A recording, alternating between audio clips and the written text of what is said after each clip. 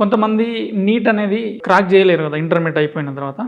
వాళ్ళు ఏంటంటే 2, 3 ఇట్లా సార్లు మళ్ళీ లాంగ్ టర్మ్ కోచింగ్ తీసుకుంటారు. సో లాంగ్ టర్మ్ ఇది బెస్ట్ ఆప్షన్ అంటే రాని వాళ్ళకు తీసుకుంటే బెటరా?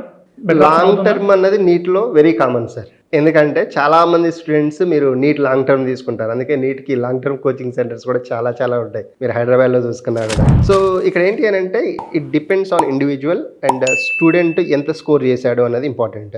అండ్ కాన్సెప్ట్స్ ఎంత నేర్చుకున్నారు. ఇప్పుడు కొంతమంది స్టూడెంట్స్ ఏంటి అని అంటే చేయగలుగుతామన్న నమ్మకం ఉంటుంది, బట్ ఇన్ టైంలో సిలబస్ పూర్తి చేయలేరు. అంటే ఈ 2 years పీరియడ్లో వాళ్ళు రియలైజ్ అయ్యే టైంకి ఆల్రెడీ ఎగ్జామ్ వచ్చి ఉంటుంది. సో బట్ నేను చేయగలుగుతా అన్న కాన్ఫిడెన్స్ వాళ్ళకు ఉంటుంది. అలాంటి స్టూడెంట్స్ లాంగ్ టర్మ్కి వెళ్ళొచ్చు. అట్లనే దగ్గరికి వస్తారు, కొంచెం సేఫ్ స్కోర్కి దగ్గరికి వస్తారు స్టూడెంట్స్. సో ఆ స్టూడెంట్స్ లాంగ్ టర్మ్కి వెళ్ళొచ్చు. సో ఇక్కడ లాంగ్ టర్మ్ వచ్చే ముందు నేను ఎంత సిలబస్ 2 yearsలో కవర్ చేసా, ఎంత పోర్షన్ నాది మిగిలిపోయి ఉంది. లెట్సే నువ్వు ఒక 60 to 70% సిలబస్ తరోగా ఉంటే, కంప్లీట్ చేసి ఉంటే ఆల్రెడీ నువ్వు 2 yearsలో, లాంగ్ టర్మ్కి వస్తే నీకు బెనిఫిట్ అవుతుంది. అంటే మోర్ ప్రాక్టీస్కి నీకు టైం దొరుకుతుంది. ఎందుకంటే నీకు ఆల్రెడీ 60% నేర్చుకున్నావు. దాన్ని జస్ట్ ఎగ్జాక్ట్లీ సార్, దాన్ని ఏం చేయాలి, జస్ట్ రివైజ్ చేసుకోవాలి. ఇప్పుడు ఇంకో 30% నువ్వు కొత్తగా నేర్చుకోవాలి. ఆ 30% కూడా ఎప్పుడు నేర్చుకుంటావు? ఇప్పుడు ఆల్రెడీ లాంగ్ టర్మ్ తీసుకుంటున్న వాళ్ళు ఫస్ట్ 2 to 3 months అసలు నువ్వు ముట్టుకొని చాప్టర్లు ఇప్పుడు చేస్తుంటారు వాళ్ళు.